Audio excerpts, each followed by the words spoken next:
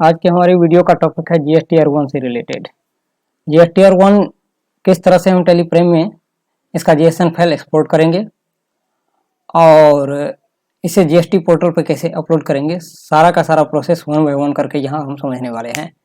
तो सबसे पहले हम यहाँ पे आ चुके हैं टेलीप्रेम के गेटवे ऑफ टेली पे, आप देख सकते हैं।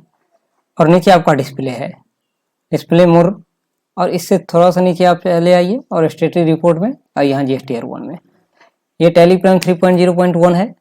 सबसे पहला ऑप्शन इसमें दिया हुआ है ट्रैक जीएसटी रिटर्न एक्टिविटी, उसके बाद जीएसटी R1, और यहाँ पे नीचे आ जाइए रिकॉन्सिलेशन रिपोर्ट भी यहाँ पे दिया हुआ है। तो ये तीन ऑप्शंस हैं जीएसटी R1 के लिए। तो आप इस तीनों में से मेन जो है इस वाले ऑप्शन को, जीएसटी R1 वाले ऑप्शन जो है इसको यूज करना है। सबसे ऊपर आ जाइए, जिस भी मंथ का आपको, यहाँ से अप्रैल से देख रहे हैं, जिस भी मंथ का आपको जीएसटी R1 फाइल करना हो आप उस मंथ में आ जाइए और यहाँ से जीएसटी R1 वाला सेलेक्ट कर लीजिएगा। इसमें सबसे पहले ऑप्शन दिया हुआ है करेक्शन नीड। किसी प्रकार का अगर कोई एरर रहेगा तो आपका यहाँ पे यस का ऑप्शन आ जाएगा, अगर एरर नहीं रहेगा तो यहाँ पे नो ऑप्शन आएगी। उसके बाद कह रहा है पेंडिंग टू एक्सपोर्ट। आपने अभी तक जीएसटी R1 का जीएसएन फाइल एक्सपोर्ट नहीं किया है, वो पेंडिंग है, आप यहाँ से एक्सपोर्ट कीजिए अगर आपका R1 का टाइम हो गया है फाइल करने का। उसके बाद एग्जम्पशन इन द रिकॉन्सिलेशन से रिलेटेड है। ये रिकॉन्सिलेशन कब होता है? जब आप वो R1 फाइल कर लेते हैं। मान के चलिए पूरे साल का आप रिकॉन्साइल कर रहे हैं, उसमें पता चला कि आपका R1 एज पर बुक और एज पर पोर्टल मिसमैच है, तो फिर आप इसको क्या करेंगे? तो रिकॉन्सिलेशन करेंगे। रिकॉन्सिलेशन कैसे करेंगे? इसके लिए आप चले जाएंगे यहाँ पर और यहाँ से आपका आ जाएंगे और उसके बाद लॉगिन कर लेंगे। लॉगिन करने के बाद आप क्या करेंगे? आप यहाँ से R1 वाला ऑप्शन सेलेक्ट कर लेंगे। जिस भी मंथ का आपको रिकॉन्साइल करना हो या पूरे साल का करना हो तो वन बाय वन करके आप क्या करेंगे? यहाँ पे आ जाएंगे। मान के चलिए अभी नवंबर है, अक्टूबर का मैं लेके आपको सर्च करके दिखाता हूँ। यहाँ पे R1 में आ जाएंगे और ये देख रहे हैं ऑप्शन डाउनलोड का ऑप्शन है, यहाँ से ये आप फाइल डाउनलोड कर लेंगे। नीचे आपके पास आ जाएगा क्लिक है टू डाउनलोड का, आपके पास ये एक्सपोर्ट होकर के जहाँ भी डाउनलोड करके ये रहेगा वो वाला आप फाइल यहाँ से कॉपी करके फाइल ओपन कर लेंगे। और जैसे कि ये देख लेंगे डाउनलोड वाले फाइल में ये आ चुका है। तो अब यहाँ पर क्या करना है, इसको यहाँ से हम अभी कट करेंगे।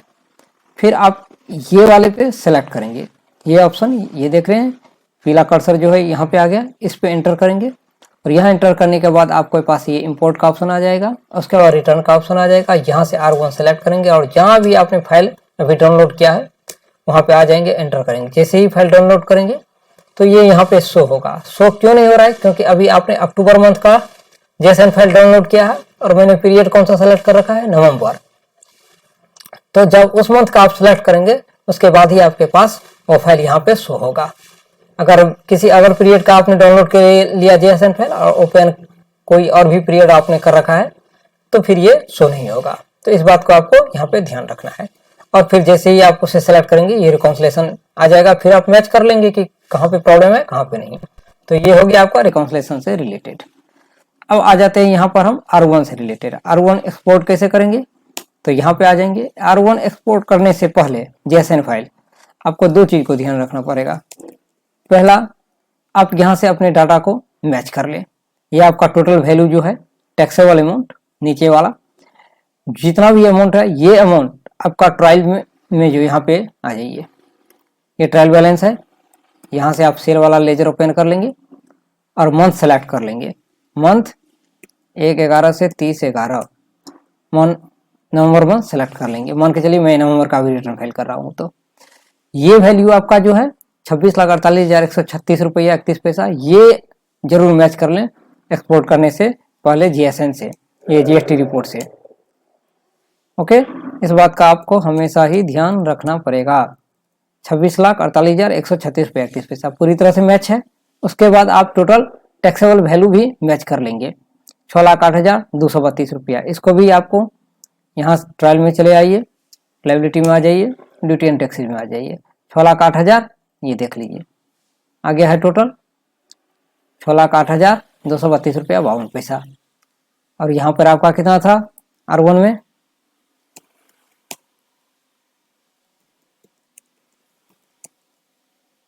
6,08,232 रुपया 52 पैसा। तो ये दोनों ही पूरी तरह से मैच कर रहा है। अब सबसे पहला ऊपर में ऑप्शन देखिए, यहाँ पे दिया हुआ है टोटल वाचर्स। आपने टोटल इस महीने में कितना ही वाचर्स की एंट्री किया है, जिसमें कि इंक्लूड रिटर्न भी है, कितना 12, और बाकी 7 जो है आपके पास वो नॉन रिलेवेंट और रिटर्न से रिलेटेड नहीं है। क्यों नहीं है? क्योंकि इसमें आपका अदर ट्रांजेक्शन है, जनरल एंट्री है, पेमेंट वाचर है, रिसीप्ट वाचर है, इसलिए नहीं है। ये क्या है, परचेज से रिलेटेड है, तो इसलिए आपका ये GSTR1 में नहीं सो रहा है। तो टोटल आपके पास कितना है रेडी टू एक्सपोर्ट करने के लिए 12, और नॉट एक्सपोर्टेड अभी तक ये एक्सपोर्ट नहीं हुआ है, ये कह रहा है। अब मेरे पास जो है इसे एक्सपोर्ट करने के ऑप्शन, आप यहाँ से चले आएंगे एक्सपोर्ट पे, और यह GST रिटर्न का ऑप्शन आप देख रहे हैं, इस पे आपको क्लिक करना है। ओके, उसके बाद ये सारा ऑप्शन आपके पास आ चुका है, HSN वाइज, B2C वाइज, जो भी है सब कुछ आपके पास शो हो रहा है। अब यहाँ से आप एक्सपोर्ट करेंगे। एक्सपोर्ट पे जैसे ही क्लिक करेंगे, आपके सामने ये कह रहा है file format JSN file, export separate file etch section, यानी कि B2B का आपको अलग करना है, B2C का अलग करना है, डॉक्यूमेंट अलग करना है, और HSN अलग करना है, सेल रिटर्न अलग करना है। चारों सेक्शन मतलब पार्ट का अलग अलग अगर करना है तो आपको यस करना है। नहीं, एक ही फाइल आपको चाहिए टोटल इंक्लूडेड कंबाइंड फाइल चाहिए, तो फिर इसे नो करेंगे। नो करने के लिए यहाँ कॉन्फ़िगरेशन में आ जाएंगे, यहाँ शो मोर में ऑप्शन पे क्लिक कीजिए, ये आपके पास ऑप्शन है, इसे आप नो करेंगे तो वन फाइल में ये एक्सपोर्ट होगा। यस करेंगे तो अलग अलग सेक्शन में ये एक्सपोर्ट होगा। अब यहाँ पे भी आपको ये एक्सपोर्ट करना है, वहाँ एक्सपोर्ट करने से पहले एक फाइल फोल्डर बना ले।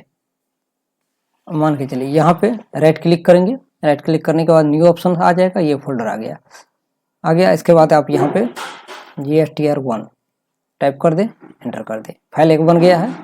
अब हम टैली में आ जाएंगे, यहाँ पे कॉन्फ़िगरेशन में फिर से जाएंगे, ये लेंगे ऑप्शन सेलेक्ट ड्राइव करेंगे, डेस्कटॉप पे मेरा फाइल है तो डेस्कटॉप सेलेक्ट करेंगे, ये फोल्डर जो मैंने बनाया है अभी उसे सेलेक्ट कर लेंगे, कंट्रोल से सेव कर लेंगे और एंटर करेंगे, ये एक्सपोर्ट होना शुरू हो जाएगा। प्रिपेयर टू एक्सपोर्ट, ये 1 बाय करके सारे डॉक्यूमेंट को इन्होंने एक्सपोर्ट कर लिया। अब यहाँ पे आप देख लीजिए B2B अलग हुआ है, B2C अलग हुआ है, क्रेडिट नोट वाला, सेल रिटर्न वाला अलग हुआ है, डॉक्यूमेंट अलग हुआ है, HSN अलग हुआ। ओके, तो इस तरह से आपका ये सेक्शन वाइज होगा। उसके बाद आप इसे यहाँ से कर लेंगे क्लोज। फिर जैसे यहाँ पे आएंगे तो यहाँ देख रहे हैं कि आपका ये सब हो चुका है, आप देख सकते हैं।